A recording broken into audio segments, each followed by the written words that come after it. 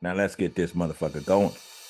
All right, ladies and gentlemen, once again, we got another exciting episode of Music Therapy and Motivation. I'm your host, Gino Black. Today, I'm excited to talk to this brother, introduce him to you, my audience, my listeners, and viewers on YouTube. This brother runs a company called Aviation PR Agency. Give it up for Jesse Toy. Yeah, yeah, yeah. How you feeling today, man? Man, I'm feeling good. I'm feeling good, man. Blessed to be here, and thank you for the platform and opportunity. Oh, not a problem, man. I just enjoy talking to brothers about the business side of the music business, and then somehow Hmm. that turns into our thoughts and our processes and how we send and receive information. So that goes into the music, the therapy, and the motivation. And for the Hmm. listeners, if you're a new listener, I'm not a therapist. I'm not a psychiatrist. We just having conversations. We're just having stimulating conversations. Tell me a little bit Absolutely. about who you are and what you do. Act like I don't know you. So the listeners, people that are Right. listening on iHeart, Spotify, Apple, etc., and then of course the people that are watching on YouTube, tell us who you are, what you do, where you're from, etc. Okay. Name is Jesse Toy. Born and raised in Columbus, Ohio. Forever repping, as you see. Also by way of Cincinnati, Ohio, where I spent a long time there, and actually got my music journey started officially in Cincinnati, Ohio, under the moniker of Aviator Hughes. Um, was an artist, like many people are in this Hmm. business. Everybody that now sits in a seat at somewhat, like at some point was an artist or they was a producer or a songwriter, but you tend to migrate to other pastures in a sense to find, your niche. So started off as an artist, Aviator Hughes in Cincinnati, Ohio. Um, did that for about six, 7 years. Um, Amazing journey, amazing time. That's a whole nother podcast interview for that Hmm. artist portion. But then ended up making a life transition as far as going back to school, finishing. So got my degree from University of Cincinnati in communications, public relations.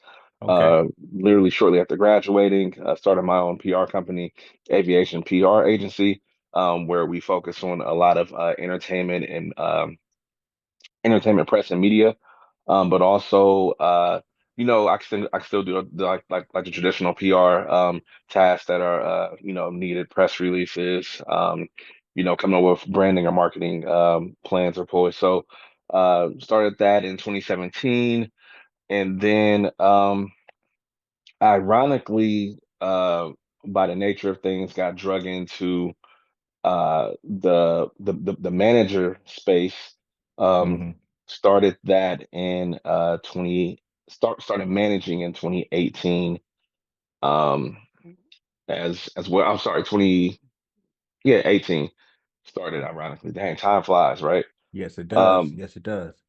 but started off in that management space, managing an artist by name of Zales World, and then working with the artist I'm working with now, who is up next. He's a phenomenal artist, game changing artist. Also one of those ones that can really be essential to uh, music in general and hip hop Hmm. culture in general. To really be a next superstar, and that's Kyrie. Um, but yeah, in a nutshell, that is who I am. Those are things that I've done and things I'm currently doing. And also, I guess you can throw in there music producer as well, Hmm. where I have some credits to my name, and put out some great music over the years as well. Okay. Okay, good, good, good. That's a quick turn up to where we are right now. So, in Hmm. the capacity of what you do right now, you had mentioned your company, Aviation PR. Tell me what you Hmm. do on a day to day. Say for example, I'm an artist, I'm an entity or what have you, and I Hmm. need I need your services. What do you do for me? What could you do for me? Yeah, well, the first thing I'm gonna do is I'm gonna look at your brand and see where you're at. And that's something that I feel like gets overlooked a lot of times in this business, because a lot of people, they jump into business or like to do business looking for the monetary value. But I personally look at, the artist's brand, what they're doing, what their talent is, and see how I can enhance that. Because one of the things with PR is, yes, a lot of people can uh, put that hat on, say that they are PR, do publicist work and everything like that. But if you're pushing an artist or a brand that uh, can't be pitched, Hmm. you're at that point you're hurting yourself. Hmm. Because all it does is take one person to be like, oh well, yeah, I signed with Aviation PR Agency and they uh they didn't do anything for me or da da da or I spent my Hmm. money and I didn't get anything back. So my first thing is always look at the artist's brand. But once I make that assessment, see where their strengths are, see where their weaknesses are, um, I start to develop a campaign for them, pretty much a campaign plan to see Hmm. what we can garner from the press and media space because everybody wants to be seen, everybody wants to be heard. So I started off. I mean, I'll start off doing certain campaign ideas like that, seeing where I can place them at. Because everybody wants to go towards the upper echelon of media of which now it's not too many hip hop publications or media platforms like it used to be, but everybody Hmm. wants to be on a double XL cover. Everybody wants to be um on hip hop DX and stuff like that, but it doesn't work that way all the time because one, the artist's brand may not be there, or they only mess with people that have engagement. So sometimes artist engagement isn't where it needs to be. So I start to try to find ways to build them up to that, Hmm. and to put them in certain places and certain spotlights where they're able to grow as an artist and also grow their brand and their engagement with audience. So, Okay. Now I understand everything that you said, but it's something that occurred to me as you were speaking. Some of my mm, listeners, some of the viewers may not even understand what we're talking about.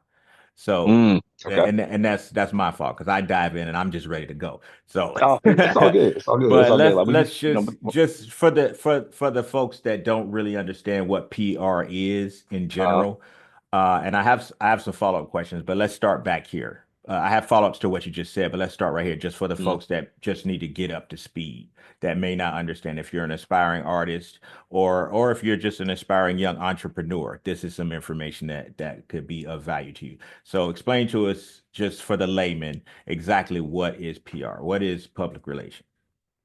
yeah, PR is public relations, and public relations is a vast portion of communications, for like communication majors. But for PR, it can be a couple of things. Like there are several PR sectors. The one that I operate in mainly is entertainment, also the press and media sector. So I'm the one that will get you that interview that you may want with that publication or platform. I'm the one that will reach out and pitch you to platforms and media outlets to to get you that like pretty much get your foot in the door. Hmm. I had a conversation with somebody a while back, and they were they were trying to tell me like, well, offensively, they were trying to tell me you ain't no PR, da, da, da, da, such and such does PR, and they da, da, da, da. But like me knowing what I actually went to school for as well, but also knowing what PR is. Like I said, there is a vast plane of what PR consists of. There's entertainment PR, there's political PR, there's corporate PR. Like there are Right, different, what I'm saying, versions of PR that exist. I just happen to be in the entertainment and media space. right. Um, so so yeah, PR. I would be the guy that normally that is on an artist's team or an actor or author. I'll be the person that's trying to drum up media for them. If they're releasing a CD, if they're writing a book, if they're having like they have a new movie coming out, or if it's a producer that has a new song coming out, I'm trying to get them access to outlets to get their story heard. You know what I'm saying? To To get get them some them exposure, basically. correct, correct. Okay, Correct. okay. All right. All right. Makes sense. And so what led you, obviously you mentioned that you were an artist and you produce music as Hmm. well, but what led you to say, hey, I want to do PR and I want to do entertainment PR? I mean, I know that sounds like a silly question, but somebody's Oh going no, to no, ask no, that it's not. question. It's not. And I love telling this story because it highlights something that isn't mentioned a lot in, the hip hop community or even the urban space. So I came from being an artist and ended up going back to school. And it's not because I was, not up to par with my Hmm. artistry. Let's, what I'm saying, let's get that, what I'm saying. I got to meet with the G Robersons. I got to go to Def Right. Jam. I got to do shows with 4,000 people plus and everything like that. So I was definitely doing my thing. But life changes. I was having my first child at the time. Actually second, I'm sorry, like my second child at the time. And Hmm. I'm like, well, let me start to create a foundation where I can always come back to this. My goal was to create a foundation, go back, graduate, and come back to, the music space. But when I went back to school at UC, there was this phenomenal professor, Dr. Suzanne Boyce, who introduced me to the communications and PR space. So when I went back, I was like, well, let me figure out what I want my major to be. And I looked at communications. I'm like, okay, this has journalism, this has da da da. I'm like, all right, well, let me get in this space. But it was her, Dr. Suzanne Boyce, that got me into what uh, PR is and also how it functions. And the dopest thing that she did, because I went in there, I had a meeting with her and she was like, bring your resume. And I'm like, okay. So I brought my resume. Hmm. Um, at that point in time, it's not as impressive as it is now, obviously. But I was, sitting there talking with her, and she was like, okay, well, it's your resume. Okay. She was like, okay, so what have you done, other than this? This is your work resume, but what have you done, like what else have you done in life? And I was like, oh, well, I was a artist and I traveled and like I handled my own media stuff. So like I would, do my own pitching to um outlets for festivals or like to get this write up going or Hmm. things of that nature. Um I did this, I did that. So I'm going through the list. She's like, okay, she's writing it down. She turns around the paper and it's like, okay, so you did this. This is you did PR with this. This is a form of like a PR. You did your Hmm. own marketing. Okay, you have this many years of marketing doing it on your own as an artist. She broke down everything I did Yeah. as an artist and put it into the scope and space of what it could be in the As a business as a business resume. or even in the Yeah. professional realm, Yeah. So that gave me not only a boost of confidence, to go ahead and seek out this communications and PR background, but also it showed me that, dang, all those years I spent as an artist wasn't for waste. I'm like, Right. like Right. all Right. those times I reached out to media outlets or traveled or went to conferences and rubbed elbows with Hmm. people or talked, like all that stuff was really building me up to where I am now, where I'm able to contact people, what I'm saying, that work for these publications, or I've met people along the way where I might have met them at AC3 in 2016, but now I can call them Hmm. from a business space and be like, hey, well, I got this going on with this client, or hey, I need to connect you with someone. Da, da, da.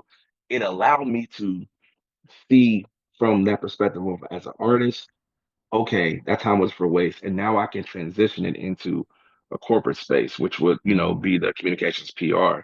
So, so yeah, that was like one of the brilliant ways. Like I thank her every time I see her, I hug her, I tell her at least once a year, thank you, Yeah. because that changed my life, Right. and I feel Just like a lot of people providing that perspective for you providing that and perspective for me, and because I feel putting like a lot it of in people an miss that. alignment so that you can see how those things that you did turn into those qualities, those traits, and those Hmm attributes. Yeah, that's dope. Yeah.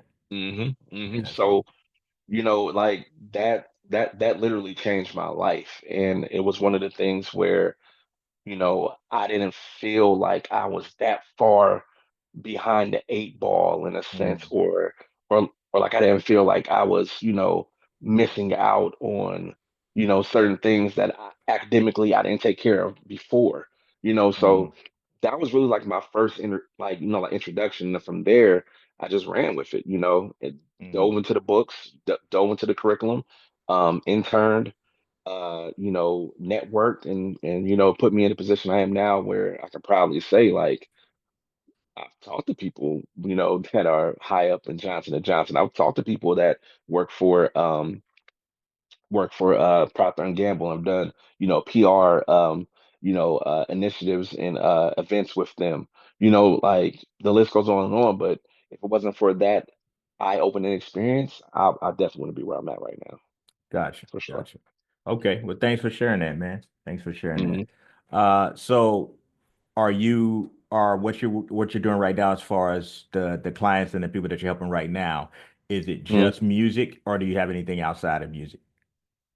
It dabbles, Okay. like it definitely dabbles, because like at one point, everything was definitely multi-client based before the pandemic. I know everybody has a pandemic story or can Hmm. point their finger at the pandemic, but Yeah. for me, that slowed down a lot of the momentum I had building my brand as a individual PR because for like a year and a half, you weren't able just to take a client and get them to go to a radio station or take Right. them to a TV station. They were all closed. Hmm. Like they were not allowing their doors to be open to bring people in. So it was excuse me, it was a weird space to navigate through that time.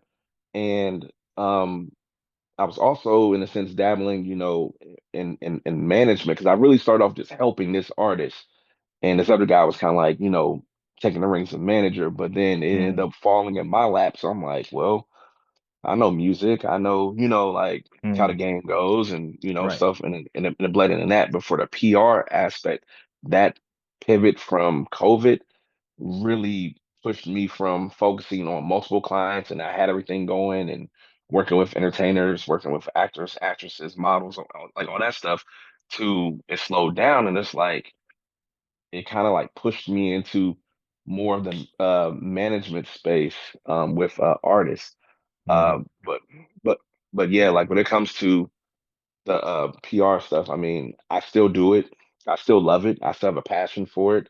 Hmm. But now it's just more or less, I would say, situations, certain situational scenario based opportunities that I'll dive into and put on that PR hat versus like the management thing, which is taking up more time and space, in my Gotcha. life now.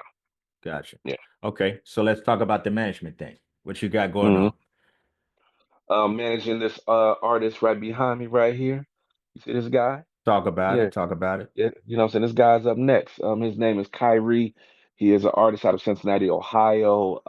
A brilliant MC and wordsmith, storyteller.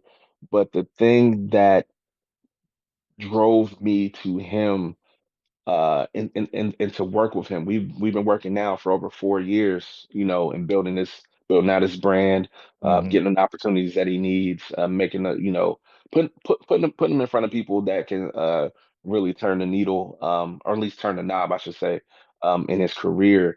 And, working with him has been not only a blessing, it's been a learning experience because you're like you never stop learning. Right. Anybody that says they know everything is a fool because a wise man knows that you never stop learning. And then, it's really forged into this brotherhood in a sense of the way we have moved around. But Hmm. in the music space right now, I'm managing him. I chose to only manage one artist at a time. I've had people that was like, "Oh, well, come manage me." Da, da, da. And it's like I can help you, but this is the focus, Hmm. And some people have chastised me for that, like, hey, you gotta put more eggs in, your basket than just that. But I'm just like, once he's through the door, I see the vision of it being something that can be tenfold, or I'm able to help other individuals on a client to client basis as far as management is concerned. But right now, he's the focus. He has his wonderful body of work right here, Color People Time, Color which People which Time. It's a dope yeah, project. dope It's a dope project, project. dope project, dope project. Amazing body of work. Actually have some shows coming up. DC. We're gonna be performing also with the Orange Crush Fest this summer. Hmm. Grassroots music. music festival. He'll be involved in that in the competition, and then also just on some other shows that are lined up as well. But yeah, man, Kyrie BTB is the brand that I've been managing now for 4 years, and like I said, like it's a blessing. Hmm. It like it's definitely a blessing. Yeah, man, y'all been real active with the release of this new record, Color People Time. Real Mm. active. I've not yet to had the pleasure to experience a live performance or a live stage show, but I'm looking forward We to invited you when I though, get a chance. I know. I missed the just boat on that last one. I'm let the gonna try to record catch it as reflect. soon as I can. The record reflects I was invited and I Yeah. was unavailable. Yeah, for sure. Mm. But talk to me about the inception of that relationship and the process of from now from then to now with the relationship between you and this Yeah, artist, Kyrie. so the process, I mean, I met him well, I seen his work, and this is real big. I feel like artists need to understand this. I Hmm. seen his work before I knew who he was, like as a Okay. person. You know what I'm saying? Like I seen his work. It was I was on the web, on social media, and I seen his music video he had for this record. What was the name of that record? I can rap this, I can rap the lyrics, but like it'll come to me. But like he had this record Hmm. out that was just like crazy. The video was crazy. The lyrics was crazy. The way he was like rocking them to be. I'm like, yo, who is this? So it took me to do a deep dive, to really Hmm. find out like who he is and what he's about. And I came across his first project, Cincinnati, and I listened to that, and I'm like, oh yeah, I gotta find this kid. And literally, that was probably like in May when I came across him, like via the web. I Hmm. was out in October of that year, ran into him at an event, and I was like, "Yo, my name's Jesse. I do woo woo. I got this, got some connections. I can, turn the needle up for. I'm sorry, turn the knob up for your career. You know what I'm saying? Like I want to manage you." And he Hmm. was kind of skeptical because like people. I think he said people came to him before like I want to manage you. Da, da, da. But after he was able to see what I was able to do. And we did like a trial run Hmm. before any paperwork was signed. Right. Probably like 3 months. I'm like, yo, I'm sure I can do it 3 months, and I'm pretty sure you'll be able, like want to do business. So we started that, and we've been locked in ever since. And from everything from me as a manager, finding those opportunities, putting him in position to be seen. New Music Monday with the Coalition DJs, he shut that down. You Hmm. know, put him in place with that. Fleet DJs Music Conference shut that down as well. Several different performance opportunities, write-ups, connecting him with industry individuals. He even got to tour overseas, you know, which was a Right. major thing, twice, which all came from honestly just my connections and people I've met over the years, and Hmm. like those relationships, which are very much so important. So with where we're at right now, I'm proud to say like we're literally just outside the door, and like it's just feels like any moment now, but you know, it took 4 years to make that happen. Hmm. Like a lot of artists want to think that it's going to happen overnight, or they'll hear these stories of somebody just rapping and then they drop a tape, and then no, people do this for years. One of my old mentors told me that it's not days and weeks, it's months and years. And Hmm. that's literally what it has been. But Yeah. the payoff is definitely showing itself. It's definitely coming. So it's been a Hmm. beautiful journey. Sure. So now this is something I discuss with artists Hmm. all the time. You said Hmm. just outside the door. You said can't remember the exact word you're saying, but like you have your moment. You hit that go Hmm. button, what have you. What does that mean to you? Because it's something different for everybody. What is outside the door? What's that door? What's beyond that door that you speak of? So That's the the door. gold for you all. Oh yeah. Oh yeah. Oh yeah. So the goal at this point is right outside the door of continuous monetary success. And the reason Hmm. why I say that is because some people's goal may be to get signed to a label. Some people's Hmm. goal may be to be independent. And a lot of things fall under those two umbrellas. But Hmm. for us, we're like, if it makes sense, we're going to go in that direction, you know? Hmm. Like, so if there's a label situation and it makes sense, because we have been approached twice already, did it make sense that we didn't go in that direction? Hmm. And kept grinding and stuff. But if it makes sense from the label side, oh yeah, for sure. You know what I'm saying? Like we'll definitely partner up and do like a joint venture or like a deal or whatever. But then also Hmm. from the independent side, we're independent now. So it's like we're still going, you know what I'm saying? Like we're already going in this direction already. But con consecutive monetary success, that's the goal. And that comes in the form of either a being being booked and traveled and getting those Hmm. like those show dates. Hmm. I'm Being a currently touring talking, artist. yep, yep, being a touring artist, which I'm currently talking to um a booking agent right now about that. Outside of the thing we spoke about yesterday, Right, right, right. I went back and like dove into that space, but um to have that consecutive monetary success is what is really the benchmark right now. Hmm. And like I said, that can come from touring, that can come from sig licensing opportunities, that can Right. come from the success of streaming. It's different, boxes, so to say, but they're all on the same shelf. Like in Gotcha. my opinion. Hmm. Yeah, Okay. So, I mean, I asked that question because I always tell people like what success looks like to me may look completely different to another person. It may just, absolutely, it's absolutely absolutely. different. Whereas, like you spoke of two people coming to you guys and it just wasn't the right situation. Same with me. I actually had two offers from Universal Hmm. back in the day. I turned them both down. People still say, Hmm. "Oh, I don't believe it. I don't give a shit if you believe it. I'm still making money." Because Right. my situation was a little bit different. Whereas I put myself in a business position in the first place, where I was an artist and I had a group. The group was Hmm. doing well. We got the offer, and then as a producer as well of the group, I got the offer and the money wasn't right. At that stage of the Mm. game, I was young, but I was already married with children, and we were on the Right. road doing everything. Same stuff you guys are doing right now. That's what we were doing back then. Um, Hmm. and it's like I need to be fiscally responsible. I, I've I've been in business as long as I've been putting out music because I incorporated when I first put out my first record in 1992. So Mm. I've been in the incorporated business for a long time. And I try to like to have these conversations because, like I say, I turned down the deal because I understood that all the Right. label could do for me was give me some money.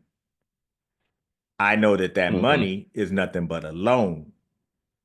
So instead Hmm. of taking the label's money and they own everything that I produce, I just went to the bank and got a loan and started my own company. Right. Right. Most people And don't have most people don't have the fortitude to do that because that means you got to do everything. everything. Some people do have the element of, I don't want to call it laziness, but they just want everything kind of just It's lazy. It's handed. lazy. Okay, I'll okay, say okay, I'll okay. say So it. we're It's gonna, my show. They know me. They love me. They hate me. That's lazy shit. because like even if you're working towards building something, Hmm. um, as much as or like at least as intricate as an artist's brand, um, if you're doing the right things, it's going to be seen. It's going to be noticed. Right. And like if you're putting in the work, it's going to pay off. To the Hmm. extent that it pays off, I mean, obviously, nobody can ever really fully know. But if you have a goal that you set for what success looks like for you, Hmm. especially for me and him, we had this conversation several times. We've been on the road, we've been traveling for years now. It's like sometimes you have to rent the car and drive 9 hours to get to that show because you got to carry the equipment or you got to make sure the Hmm. DJ has a spot for it. So we've had several conversations about what success looks like, and I think right now we're completely on the same page of what that is, and which helps us get to that goal Hmm. a little bit faster. But you brought up an interesting point. I would like to ask you a question. Go for it. So being that you've been musically in the business since 92 versus like it's this current present date and moment, how much have you seen the industry changed to the point where 92 there was hella labels around. You know, there Hmm. were so many mom and pop labels, Yeah. as we call them, are like Boutique sister labels. Yeah. boutique labels is the correct term. Hmm. Yes, boutique labels. Then versus now, it's really like the big three, and then a couple of branches Imprints. hanging from that. Yeah, Hmm. imprints Just hanging from that. imprints. How hard is it now to get on Verse? It was, back in the day when there was an abundance of boutique labels. There were like, the game was just completely Well, different. it really depends on, like, again, that goes back to what does get on mean to you? When I get put Mm. on, we used to say when I get put on. Now you say you want to get on. Get on what? You want to be signed to a major label, or do you want a What major aspect of sponsor? majors? Like we'll keep it with majors because even Okay. back then sponsors, that deal didn't really come along till like probably like Yeah. 99, 2000 with Steve Stout and stuff. So we just say labels, Yeah. like actually get signed to a label. Like what are the differences you see I now? personally, what I see now is there's still the misconception that people get discovered. Nobody's discovering Mm, nobody. Nobody's looking for you. Nobody's looking for me. You either make some noise or you don't. hmm And then a lot of times, as we just discussed, lazy, and you hear this on 10,000 podcasts a day, is that they don't develop talent at major labels anymore. What they Correct. want is already a well-oiled indie machine that they can purchase or partner with. hmm It's going to be hmm one or the other. They want to own you Either or. outright or they want to partner with you. But there's no Right. discovery. You have to make it work. And that's why I say, what does get put on or what does get through that door mean? For me, that means I'm just going to hire my PR staff. I'm going to hire my digital team. I'm going to hire my management team. I'm going to hire my media team and all my teams. And I'm going to pay out those teams and I'm going to invest and do that. And then I'm going to partner with somebody that either funds my operation or supports the infrastructure that I already built as backup. I don't want a major label deal. Well, I take that back. I actually have, I actually have. Uh-oh.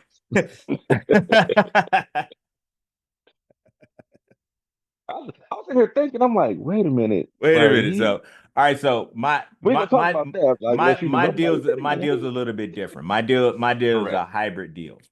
My deal has technically been in place prior to streaming. But yes, I have a deal with a major owned subsidiary. But I would not go and take my talents, or nor would I advise any of my clients that I represent to say that's the end game to sign to a major label because they're losing money, they're hemorrhaging money. So they were already screwing over artists. So what you think they're doing now? That they're losing more money. Great point. Yep. So it's best, this is my personal thinking. I'm not telling other people what to do, but it's best to build your team. Like, who's that running around that's doing real well right now? LaRussell is doing super well right now. Yeah. He's got his Yeah. whole team. They're His whole monetized. team. He's got his rap career running like a business, and that's how I see things. I see things like put together a budget, put together a schedule, get your profit and loss statements ready, and start your cash flow spreadsheets and start running your rap career like a business. That to me is in the door. But everybody don't want to do all that shit. They don't want to talk to the different people that they need to hire on. So say, for example, you're a PR agency. Say, I need some work done in the Midwest. So I'm going to call you and I'm going to say, how much would you charge me to do XYZ? I'm going to hmm pay you to do XYZ. I'm going to do that same thing for whatever I need in whatever market that I need, which is what I do, and keep it Which moving. also is what a label does too, that a lot of people don't That's understand. that's my point. That's all the label Like does.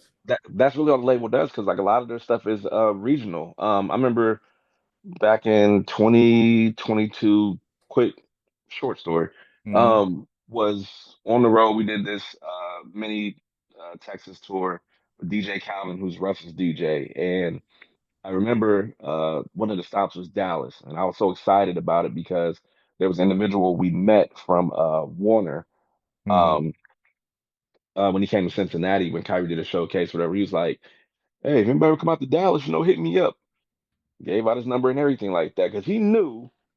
Hmm. Nobody was going to Dallas like that. Right, He right, knew the people in the room was not going to be there like that. You know what I'm saying? Like, right, so right. what's the chances of somebody hitting me up? Well, the chances of us coming to Dallas was there, and we hit him up, and we went out and met with him and talked for literally like 4 hours. He's just Hmm. giving us game, and afterwards he takes us to the radio stations because he works in their radio division department. Uh, this guy is actually the same guy that is in that J. Cole and Eve's podcast that they did. I missed it. I missed it. I don't So know they the did guy. like a podcast where they talked about their whole journey from the first mixtape all the way up to Forest Hill Drive, I believe. Okay. And one of the guys that they mentioned, Demetrius is his name. Hmm. And there's the same guy that we sat and met with. But he gave us so much game, and it got to the point where he's telling us stuff and who he's working with and like how the business goes, learn so much. But it's like what you said. Everything is what you're saying you're doing is what a label does. They just have it internally. He was Right. over the division of Warner for I think the Southwest, so like Texas, Hmm. like he Right, had all of right. Texas. I think Texas, he had Arizona, New Mexico. Yeah. correct. You know what I'm saying? So anybody that came through those markets, they basically came through him. Hmm. And you know what I'm saying? So what you're saying is really what a label would give you. A lot of people don't understand that or Right. have, like you said, the financial literacy or the funds. If somebody signs to a label because they don't have the money per se, I can understand that, but then also they need to understand how the money works when you're in that deal. How are you Right. making your money? How are Right. you recouping? How are you able to really maximize this opportunity? That's what it is. It's an opportunity. Hmm. There are so many people that have signed the labels, did their first album or two there, didn't like what was going on, got out their deal, and they're still successful. Hmm. Currency's one of those people I always tell people about, or Right. like mention, like he was signed to Young Money before Lil Wayne. I'm sorry, Hmm. before Drake, the Nickies and stuff like that. And now he has almost what a 20 year career, Hmm. fully independent.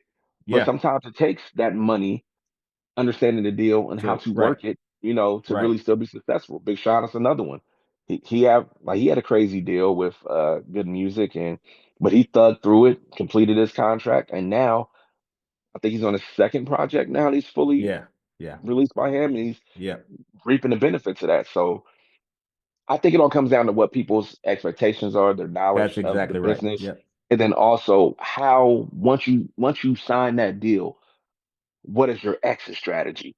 You know what I'm saying? Because whether your exit strategy is 5 years or to be there for 10 years, you still need because at one point it's going to end, it's going to stop, it's going It to slow is. down. You know, It I'm is. the biggest Ti fan probably around, but it respectfully, his career has slowed down musically, but he's maneuvering into other spaces. Right. So if you understand how to work that deal and work that angle, work those machines as they call it, or Hmm. like the machine, you can definitely be successful after. I mean, there's people, 100%. 100%. that have mastered it and figured it out, and there's others, millions of others that haven't, unfortunately. But I think if someone knows what they're doing or know what their goal is or know how they're going to go into the situation and grow and then exit, Yeah, and I and think and, it's one of those part of things. that problem, in my opinion, is artists refuse to think of themselves as a business, as a small business, as an Absolutely. entrepreneur, because that's exactly what Absolutely. you are. Nobody's actually structuring out anything. So if you're That's their not part. used to structure, you don't have any structure, of course you want a record deal. You want to be babysat. You want the label to pay you and I'm seeing amount of money that you think is yours, not realizing that you owe them that money back, every single fucking penny of it. And Literally. now that they gave you said advance, and that is for production budget, etc., but you blew it on a car, some weed, and some rims, didn't purchase any property, didn't invest in any other business, stocks, bonds, ROIs, or nothing. You burned through that Nothing. money, not thinking about you're never going to see another dime again. I tell you it's a story about a rock band, 30 Seconds to Mars. They're a platinum selling band. They never saw a royalty check for 7 fucking years, and they're selling out arenas. It's a real good documentary about their journey called Artifact. If you ever get a chance to watch that movie, it's how Interscope Records and Virgin fleeced the shit out of him. Oh It's yeah, ridiculous, I mean, bro. send me that by the So way. Like after this yeah, interview, I definitely want to check that out. But like yeah, that's that's literally the story. I mean, it's not too many success stories we hear from artists that are on labels. Because like you said, they don't go in there looking at it like a business. And right. like honestly, I think with this age of information now with social media, I really feel the issue is now everybody's telling everybody, "Oh yeah, you're a brand. Be a brand. Be a True. brand," which is ignoring the other B word, be a business. Business. Yep. You know, like that's one of the things I feel like right now is the miseducation is because everybody's so focused on their brand, but they can't tell you what a point is on an album. Right. Everybody's so focused on their brand, but they can't tell you the structure or like the pay structure that they're going to have on their deal that they signed on how recoupment actually happens. Or Or funny side you got shit. it. How many artists sign some deals and shit and don't even keep a copy of what they signed?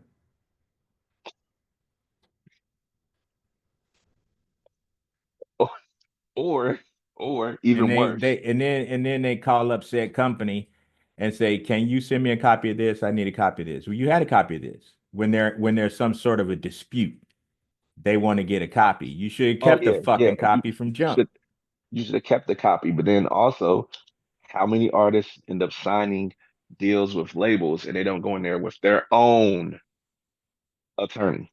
Exactly. All Meaning the have time. meaning the attorney has no affiliation with the label. Right. Like no They like let the zero. label's attorney deal with it. They let the label appoint them a manager, and it's just dumb shit. So Hmm. if that's what you're about, go ahead and burn through that money and have nothing left to spend. See, me, I didn't want to do that because I knew I had mouths to feed in my personal house, but I also had Hmm. other people on the team and in the group that needed to be paid. And I looked at that as, can this money last this time, this amount of time? No, it cannot. Correct. So Correct. but I also didn't have any leverage to bend that in my direction. So I had That to was say next point I was no. gonna bring up was the Yeah, so leverage. I had to Yeah. say no. So, and that's why I don't have any sympathy when I see artists, and this is kind of we're going all over the place, but I like it.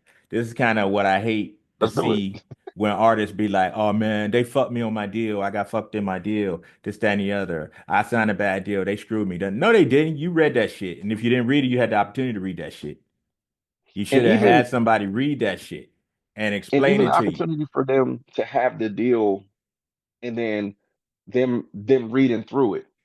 You're reading a legal contract, which is written for somebody that understands legal jargon, which Right. a lot of people still don't understand a lot of things that are in those contracts. Like obviously, people understand what perpetuity is now because of the Hmm. internet.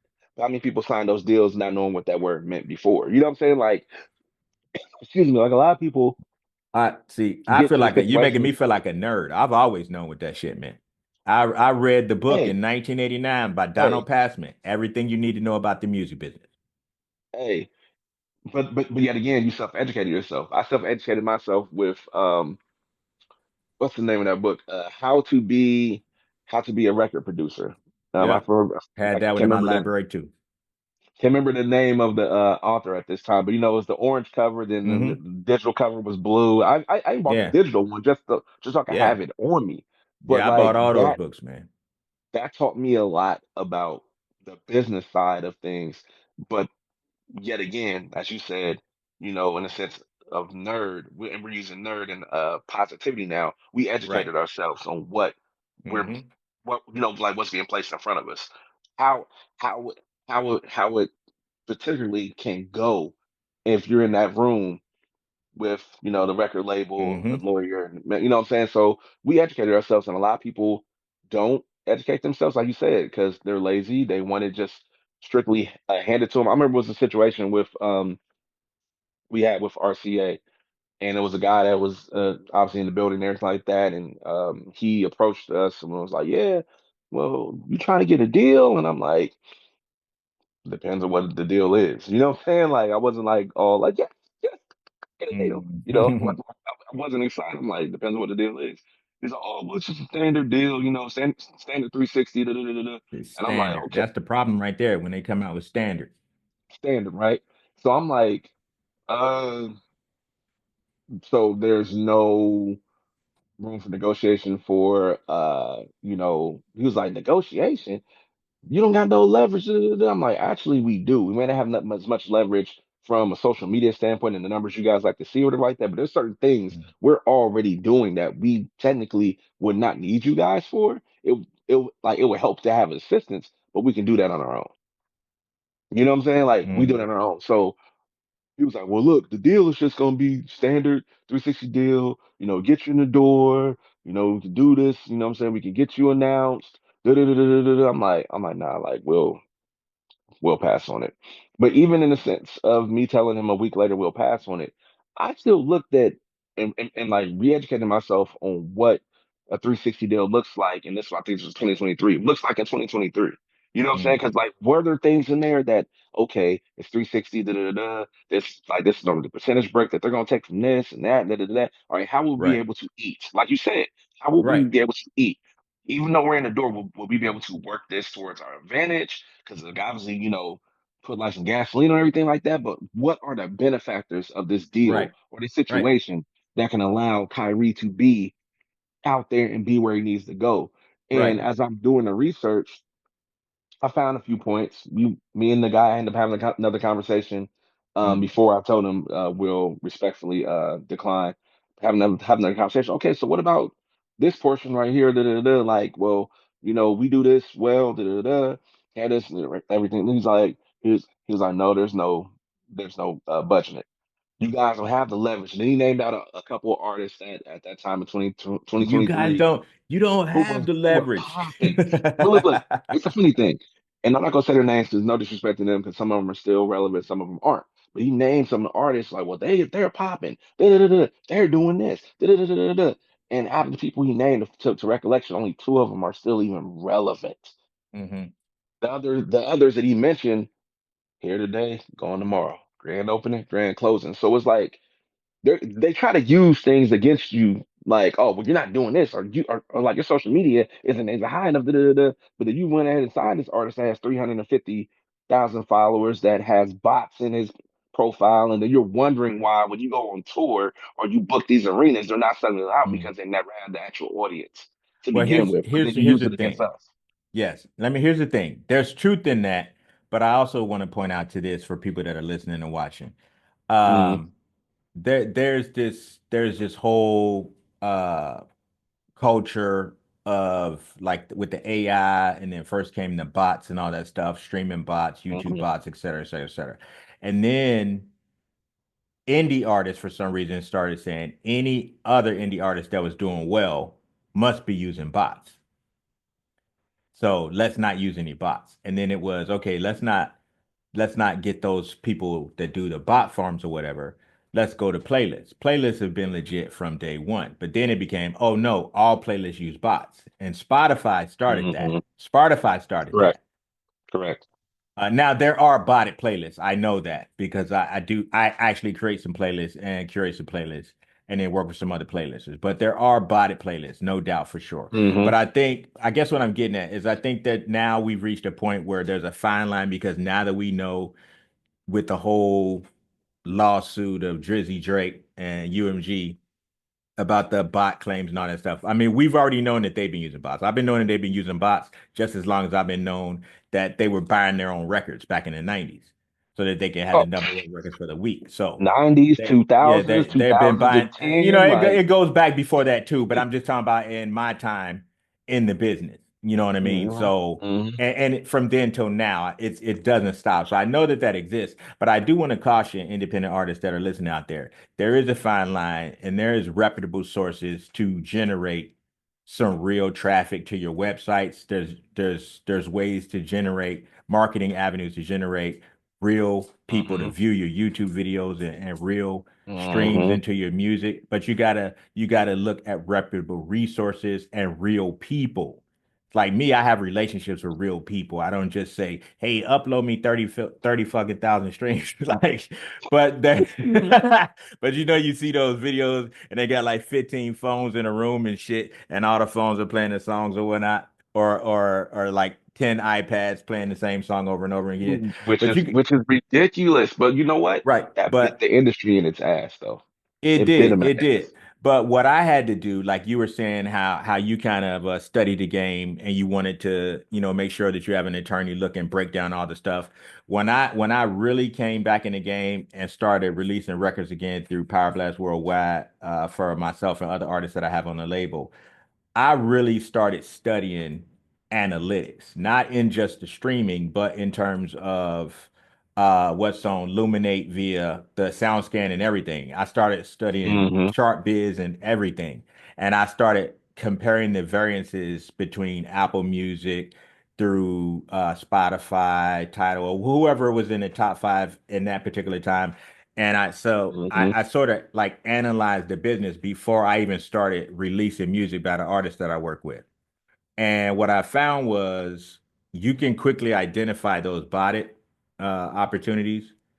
But I guess I don't want to ramble on too long about it, but and I'll talk about that later on another issue, not take up your time with that. But No, no, be no, be no, no. be We're good. very, We're very good. careful because now Hmm. somebody like say for example one of the records I'm working right now is doing real well in Portugal. So they'll say, well, this guy's from Miami. How can he be getting streams in Portugal? They must be bots.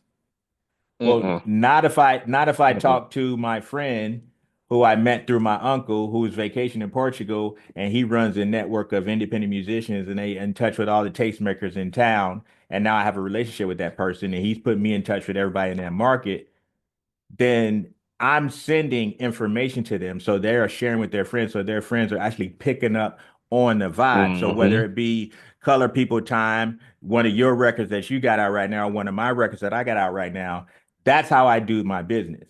So for anybody that's listening, that's free game right there. You got to make contacts with different Sure. people in different territories and different regions. I do mine around the globe. So, but you can just do that even in your region. If you're in Columbus, you can reach to Cincinnati, you can reach to Cleveland, you can reach to Louisville, you can meet, wherever you are, you can reach to those nearby states, just like I'm sure you guys are doing when you're booking up your shows and tours and everything. Absolutely. Um, Absolutely. so It's all relationship based. Like, right. and that's the So thing that people understand. yeah, I say that to say, don't be so quick to assume that because somebody does not have a lot of social media engagement doesn't mean that they're not culturally relevant in the streets. But at the same time, because you're Hmm. culturally relevant in the streets, I caution you not to ignore the analytics And because that's the crazy because thing, going going ignoring them. back to going back to Def Jam South, Scarface, Mm. when they put Scarface in charge of Def Jam South, he specifically said the reason why he signed Ludacris because he followed his analytics.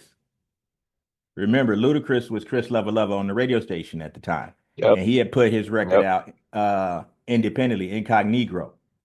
Hmm. And Scarface knew he was dope already. Scarface knew him from the radio already, but from transition from a radio personality into an MC, Scarface didn't just go off of the fact that he knew Ludacris was dope. He watched him and watched his metrics and watched his numbers for like 6 months to a year before he even wanted to sit down and talk to him. And that's the way it still is to this day. At least that Yeah. part of the game hasn't Right. So, changed. You know, but people will that's what sit I'm and saying. watch. Yeah, that's what I'm saying. People are watching you and you're not realizing it. So, I'm not saying one should go out there and buy some followers on Instagram or buy some subscribers on YouTube or whatnot, but you should definitely be making the rounds and making the calls and doing the networking to get your social media engagement up because they pay attention to that Sure. shit. They pay For attention to sure. it. And I see and it's just me. We're gonna get back on track here. I don't know what the track was, but we're gonna get back on track. But I like talking to Jesse. We've been talking on the phone a few times during the course of the new year, so this is a pleasure for Hmm. me. But like I see a lot of cats that's hot around town, making a little bit of noise around town. Their album is amazing, and I go look at their numbers. Ain't nobody listening to that shit. Hmm. Nobody. Yeah. Nobody. And when I mean nobody, I mean nobody. Now, you're either going to be pushing your music. And then say, for example, you set up your own website so you sell your music, or you set up a band camp and you sell your Mhm. music. How's that engagement looking too? Do you Yeah. have a mailing list? Is your fan base subscribed to said mailing list? Can you reach your fans individually and say, hey, I'm doing a show here. Hey, I And got this going oh, on that's there. important. Oh, Yeah, that's important. I know with the colored people time release, we use a different rollout this time, that was a and great it was rollout, by the way. That's actually it how we was met. thank Yeah, you, yeah, yeah. thank you. We used a different rollout this time to get the music out there to the people. But one of the things that Mm-hmm. we did and invested in, and people invested back with us, was putting the album out first for purchase Yep, and then letting it go to streaming. And I will tell people this, like I'm not gonna say we made tens of thousands of dollars or like that, but we made a nice amount of money that paid out a lot more than what streaming is gonna pay out up definitely, front, which allowed us to have definitely. like like a budget to actually utilize for Google AdSense, to utilize for hmm meta promotions and stuff like that, Right, right. which gave us extra in the sense of legs. Because I mean, let's Working keep it real. capital. It gave you some working capital. Exactly. It gave us working capital, and that's something that I feel like a lot of people miss out on. Because even if you, let's say, a person has, and we're going to use the followers in a sense, but let's say if a person has 5,000 followers, if it and within that 5,000 followers, if you have uh, let's say 100 loyal listeners. Now, hmm streaming wise, it's not going to come out to be anything that's highly remarkable. Right. Unless those 100 listeners are telling 100 more people, and how it goes. But if you have 100 loyal listeners out of your 5,000 followers on like IG or hmm whatever like that, and you get each one of them to pay $10, let's do the math. You Yeah, know what I'm saying?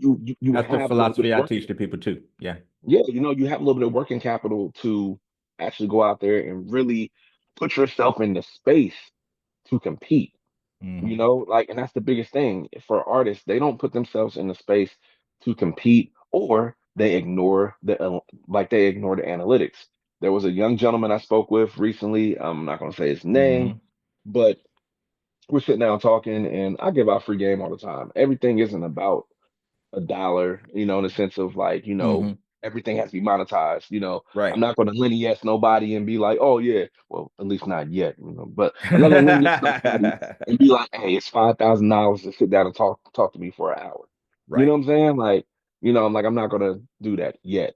So I better keep getting free game while you Yeah. can, because Yeah. yesterday's price ain't today's T- price. and You tomorrow's know? price won't be today's price. Exactly. But I'm sitting out talking to this guy, and he's going through his catalog and speaking about what's working for him. And he releases a lot of music, like a hmm lot. I'm talking about like it almost seems like every month he's releasing a new project, and I'm trying to tell him like, yo, you need to push some of this stuff. You know what I'm saying? Before you just jump in and release stuff. I mean, like, I know you're trying to follow this format that people have told you that works, but a lot of times when something works once, more than likely it's not going to work twice. So when Russ Right. released a song for every Friday for a year, and then one of them took off, and he was able to build his career off of that. That's not going to work for everybody else because who else has that work No. for? You know what I'm saying? So we're talking, and he's like, "Well, you have the song right now that is going up on TikTok, and it has like I'm getting like engagement every day off of it." I'm like, "Well, why aren't you marketing that? Why aren't you putting dollars behind that? Why hmm aren't you pushing that song because it's Right. catching fire?" You know what I'm saying? Like, or like it caught fire. Throw more gasoline on it. Throw another log in the fire. Keep it going. Because that could be the thing that could break him through. But I don't think he really listened to me in that sense. And I think he's about to release another project. You know what I'm Well, saying? But it's like, you got something that's hot. Keep that going. Like, but I what would I is would tell you the flip side of what you said about Rusto. The one song popped for him. correct? However, the one Everybody song, went back and listened to everything else too. well, that's true. Everybody went back and listened to Okay. everything else, but he had something consistently new to talk about every single time. He had no dead media time. Every week he had something new to talk about. He could never Hmm. hear, "Oh, I already heard that," because boom, I got another one. Boom, I Mm-hmm. got another one. Oh, they can't get tired of him. And then he can take those same songs and package them as an album and sell those. I did that last year. I did a song a month for a year. I actually been doing a song a month for the last 4 years, which built up my fan base. I'll talk about that in a minute. But Mm-hmm. the songs that I did last year, all 12 songs I did last year, I packaged them on a physical CD and sell them on my website every year. So do you see what you did though? Yeah, Versus what everybody else is doing. You yeah, took a motto, a business motto, and recognized success that they had and altered it to your success. right. A lot of people don't do that. They copy and paste. Well, you got You to be know that. thinking, and They that's why we're they having these copy. conversations. A You lot know of what I people mean? don't come on, man. A lot of people ain't using their Right. head. I mean, And they're then not using the oh, tool on their two shoulders. So this come is on true. now. This is true. And then also with Russ, what he had there was he had consistent content to talk about. So he Hmm. also had consistent feedback. It's kind of like even going back to the Beatles. Before anybody knew who the Beatles was, they performed for 2.5 years in a shithole in Liverpool, perfecting their songs so that they only got the best songs after 2 years of playing them and playing them just Hmm. right. So then that was preparation for them. But like say for example, also what I did was when putting out a song per month, I also look at my analytics. So as soon as I see some activity in a particular city, I reach out and start networking in that city. Hmm. And every time I Hmm. see some activity, I try to find somebody that I know in that city and start making some moves and making some phone calls. That's why that Absolutely. data is so precious. But that also turns Absolutely. into my audience growing. That also turns into 1.2.5 million streams in 2 years of an Hmm. entire catalog that steadily moves. And then that steadily drives people to my website and that steadily sells the merchandise that I have for sale. So it's a Hmm. system. That's free game for y'all. Other people pay for that. Oh yeah. So, Oh yeah, for sure. For sure. Also, so the part you left out too is merchandising. yeah, You know, so like people having don't merch people are that not goes you on with. yeah, so you can sell like you can you know this, but just for the people that are listening and Yeah. watching, you can sell merch on your own artist website or your own company website. You can also, if you're Hmm. an artist, set up a Bandcamp site. Everybody's trying to make sure that Bandcamp stays relevant. Bandcamp is a good space, and I think that's what you guys did. You sold the first set of the album on Bandcamp, right? Correct. Yep. Okay, so yeah, so that works out, and you can monetize that way. But additionally, you can take your merchandise and you can sync it to your Spotify page. So I sell merch directly from my And your Spotify. Instagram page now too. I yeah, Spotify. Yeah. and TikTok. Not that I tick and I Yep. talk, but all my Right. merch sells on everything because I have a separate business that I run that's a athletics wear for women as well, but I also have artist merch. I have motivation merch. I have even podcast merch. I got merch for the podcast. I got these new Hmm. shirts on sale. I love all my haters. They're on the website. So everything that I Right. do Right. Right. feeds back to you buying something. But Hmm. through these conversations, you're getting so much free game. Why not? If you enjoy the content, buy something.